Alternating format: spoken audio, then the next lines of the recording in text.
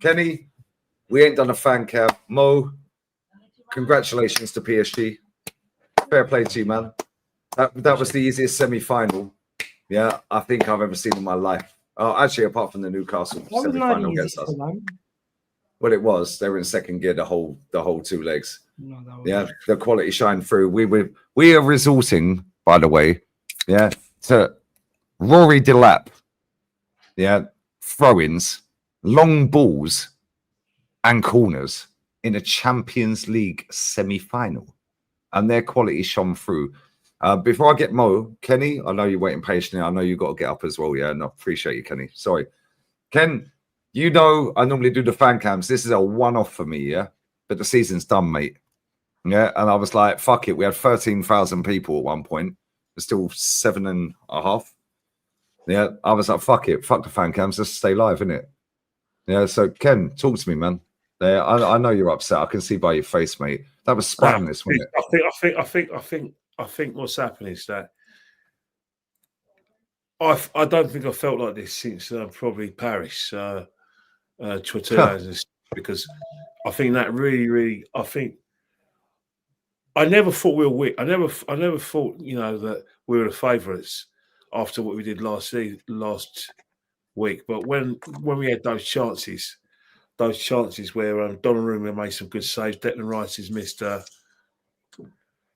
sitter for me. He's got to put that one away, and then I just felt our time went because PSG began to get the grips of the game. They started to press us like as we were pressing them, and then their better players got on the ball. We started making mistakes. Miles Lewis-Skelly has to be in a dock today because I know you can't. If you're playing the first team, then you should be judged like everyone else. There's no protection there. He made mistakes, got caught in possession quite a lot, and he gave up chances. Sleeper, as I've been saying for quite a while, despite the fact that we think he's going to be world class again, he was found wanting. He made a lot of mistakes.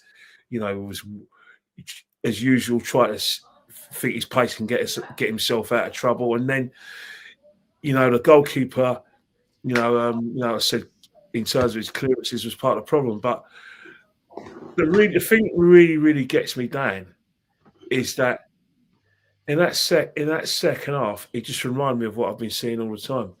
When we're on, it's this kind of corridor where if we don't score in the first half an hour, that's it. It's game done. We start always on the front foot. We start very robustly. We force to keep our mates saves. We get in amongst the opposition. Once we get down that half an hour mark, that's when teams tend to raise their energy levels, and that was what happened. And the goal itself was just for me, it gets run of play. Thomas Partey's done the right thing. He's headed the ball out, but the fact is, Fabian Ruiz shouldn't have time to be able to get on his left foot and volley it in. It came off Saliba, just his luck, and then after that, there was chances. Doué had a chance which I thought he should have put away. Carlo got in amongst us, and I thought Vitinha, Fabian Ruiz got in them were for me dominating midfield, and I thought Hakimi was brilliant. He was unreal. He was actually brilliant, especially in the second half. Just shows you one thing: when we're on top, our players look $1 million. But when there's an adversity, the same suspects let us down. Martin Odegaard, when we're on top, was fantastic. When PSG got in amongst us, where was he? Martinelli, another one who I've been critical all season. Games when you need Martinelli. When we're on top, he's on fire. He's got a lot of that turn of pace. Second half, where was he? You've got a half-fit player in Bukayo Saka who shouldn't even be on a pitch. He's given us everything today. He was a threat to PSG, putting crosses in the box, no one in the middle. No one in the bloody middle. Declan Rice, again, he's another one I thought was fan wanting in the second half. It's very easy to criticise Thomas Partey, and you should criticise Thomas Partey. He got robbed for Hakimi's goal, and that proved costly, but he wasn't the only one. He was still trying to get us in the game. But at the end of the day, no one's going to come out with any credit. And the fact is, I saw it, Gal. I saw what you.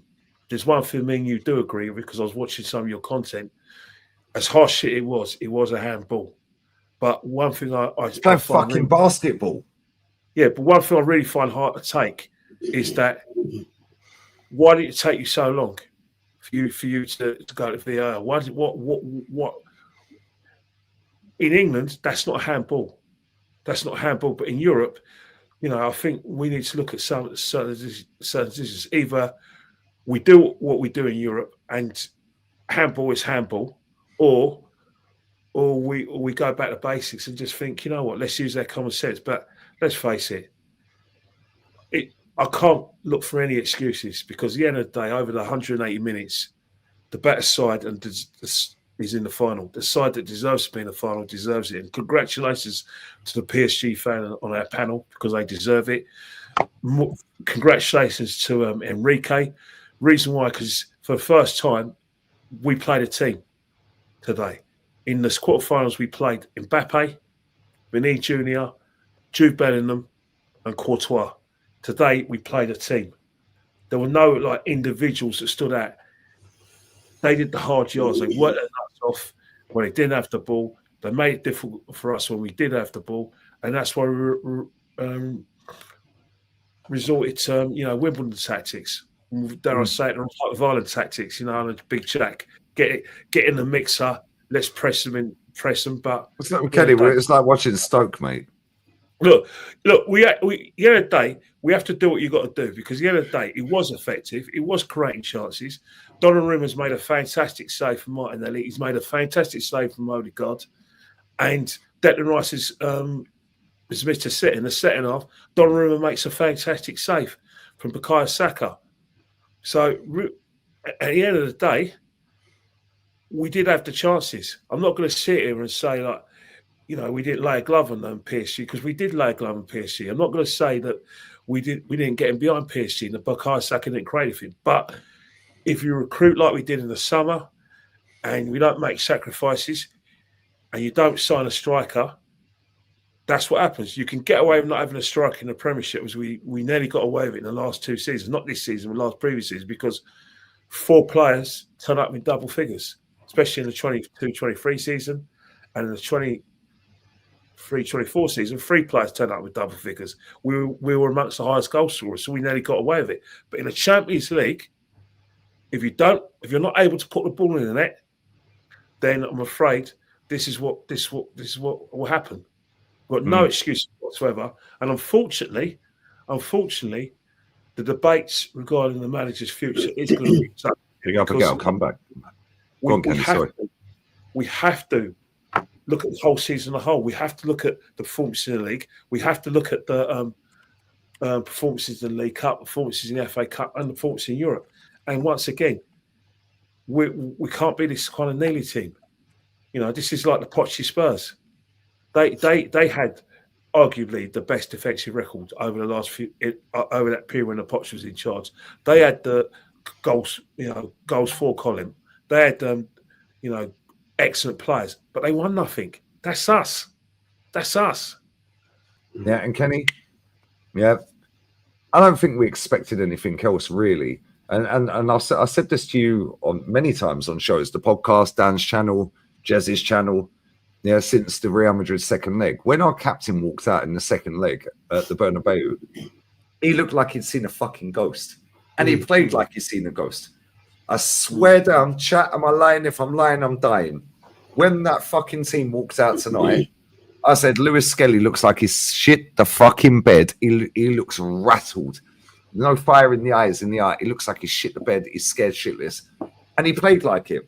He gave our manager Kenny, a chance to sub him off when the ball, and he rolled around, hit him in the ribs. And listen, I ain't blaming Skelly. You sink or swim, mate, and you sunk.